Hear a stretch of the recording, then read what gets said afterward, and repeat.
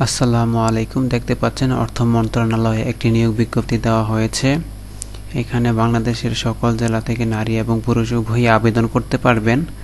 তো আজকের ভিডিওতে আমরা আলোচনা করব কী কী পদে আবেদন করা যাবে, আবেদন করার যোগ্যতা, কবে আবেদন শুরু হবে এবং কবে শেষ হবে বিস্তারিত। তো বন্ধুরা, ভিডিওটি শুরু করার আগে আপনাদের কাছে ছোট্ট একটি রিকোয়েস্ট, যারা আমার চ্যানেলে নতুন আসেন চ্যানেলটিকে সাবস্ক্রাইব করে বেল বাটনটি অন করে দিবেন এরকম নতুন নতুন ভিডিও প্রতিনিয়ত আপডেট পাওয়ার জন্য। তো কথা না বাড়িয়ে আমরা মূল আলোচনায় চলে যাই। তো আমরা প্রথমে দেখে নিব যে এর আবেদন কবে শুরু হবে। তো দেখতে পাচ্ছেন এর আবেদন শুরুর তারিখ 17 এপ্রিল 2024 সকাল 10টা থেকে এবং আবেদন করা যাবে 16 মে 2024 বিকাল 5টা পর্যন্ত। আবেদন করার জন্য একটি ছবির প্রয়োজন পড়বে। ছবির সাইজ হবে 300x300 পিক্সেল এবং একটি স্বাক্ষরের প্রয়োজন পড়বে। স্বাক্ষরের সাইজ হবে 300x80 পিক্সেল। আবেদন করার জন্য একটি লিঙ্ক দেওয়া আছে, এই লিঙ্কে প্রবেশ করে আপনাদের আবেদনটি করতে হবে। তো আপনাদের সুবিধার্থে আমি ভিডিও ডেসক্রিপশনে লিঙ্কটি দিয়ে দেব, সেখান থেকে আপনারা আবেদনটি করে নেবেন। তা আমি এখন পদের নাম আলোচনা করব। তো দেখতে পাচ্ছেন এখানে অফিস সহায়ক, এখানে বেতন গ্রেড হচ্ছে 20, পদ সংখ্যা রয়েছে 10টি। এখানে শিক্ষাগত যোগ্যতার প্রয়োজন পড়বে কোনো স্বীকৃত বোর্ড হতে মাধ্যমিক স্কুল সার্টিফিকেট বা সমমান পরীক্ষা উত্তীর্ণ। এখানে ঢাকা, মানিকগঞ্জ, ময়মনসিংহ, চট্টগ্রাম, বান্দরবান, কক্সবাজার, চাঁদপুর, কুমিল্লা, খাগড়াছড়ি, নোয়াখালী, রাঙ্গামাটি, রাজশাহী, জয়পুরহাট, সিরাজগঞ্জ, নীলফামারী, ঝিনাইদহ, চুয়াডাঙ্গা, কুষ্টিয়া, ভোলা, পিরোজপুর, সিলেট, মৌলভীবাজার এই কয়টা জেলার প্রার্থীগণ আবেদন করতে পারবেন। এছাড়া এতিম ও শারীরিক প্রতিবন্ধী কোটায় সকল জেলার প্রার্থীগণই আবেদন করতে পারবেন। এরপর দেখতে পাচ্ছেন অফিস সহকারী কাম কম্পিউটার মুদ্রাক্ষরিক, এখানে বেতন গ্রেড হচ্ছে 16, পদ সংখ্যা রয়েছে 2টি। এখানে শিক্ষাগত যোগ্যতার প্রয়োজন পড়বে কোনো স্বীকৃত বোর্ড হতে উচ্চ মাধ্যমিক সার্টিফিকেট বা সমমান পরীক্ষা উত্তীর্ণ, কম্পিউটার প্রশিক্ষণপ্রাপ্ত, কম্পিউটার টাইপিং সর্বনিম্ন গতি প্রতি মিনিটে ইংরেজিতে 20 শব্দ এবং বাংলায় 20 শব্দ থাকতে হবে। কম্পিউটারে ওয়ার্ড প্রসেসিং সহ ইমেল, ফ্যাক্স পরিচালনার দক্ষতা এবং অভিজ্ঞতা থাকতে হবে। এই পদে যে সকল জেলার প্রার্থীগণ আবেদন করতে পারবেন, ঢাকা, ময়মনসিংহ, রংপুর, কুড়িগ্রাম জেলা ব্যতীত অন্যান্য সকল জেলার প্রার্থীগণই আবেদন করতে পারবেন। এছাড়া এতিম ও শারীরিক প্রতিবন্ধী কোটায় সকল জেলার প্রার্থীগণই আবেদন করতে পারবেন।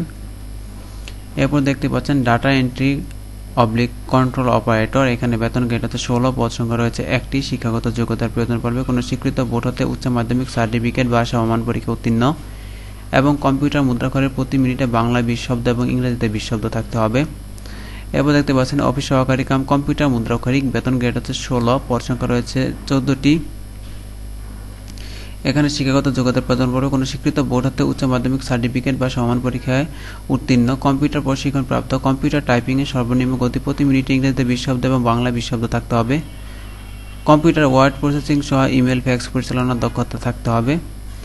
এরপর দেখতে পাচ্ছেন মুদ্রাক্ষরিক কাম কম্পিউটার অপারেটর, এখানে বেতন গ্রেড হচ্ছে 13, পদ সংখ্যা রয়েছে 13টি। শিক্ষাগত যোগ্যতার প্রয়োজন পড়বে কোনো স্বীকৃত বিশ্ববিদ্যালয় হতে স্নাতক বা সমমানের ডিগ্রি, কম্পিউটার প্রশিক্ষণপ্রাপ্ত, শার্টলিপি সর্বনিম্ন গতি প্রতি মিনিটে ইংরেজিতে 70 শব্দ এবং বাংলায় 45 শব্দ, কম্পিউটার মুদ্রাক্ষরে সর্বনিম্ন গতি প্রতি মিনিটে ইংরেজিতে 30 শব্দ, বাংলা 25 শব্দ এবং কম্পিউটার ওয়ার্ড প্রসেসিং সহ ইমেল, ফ্যাক্স পরিচালনার দক্ষতা এবং অভিজ্ঞতা থাকতে হবে। এরপর দেখতে পাচ্ছেন কম্পিউটার অপারেটর, এখানে বেতন গ্রেড হচ্ছে 13, পদ সংখ্যা রয়েছে 8টি। শিক্ষাগত যোগ্যতার প্রয়োজন পড়বে কোনো স্বীকৃত বিশ্ববিদ্যালয় হতে বিজ্ঞান বিভাগে স্নাতক সমান বা সমানের ডিগ্রি, কম্পিউটার মুদ্রাক্ষরে প্রতি মিনিটে বাংলায় 25 শব্দ এবং ইংরেজিতে 30 শব্দ থাকতে হবে। এই পদে 1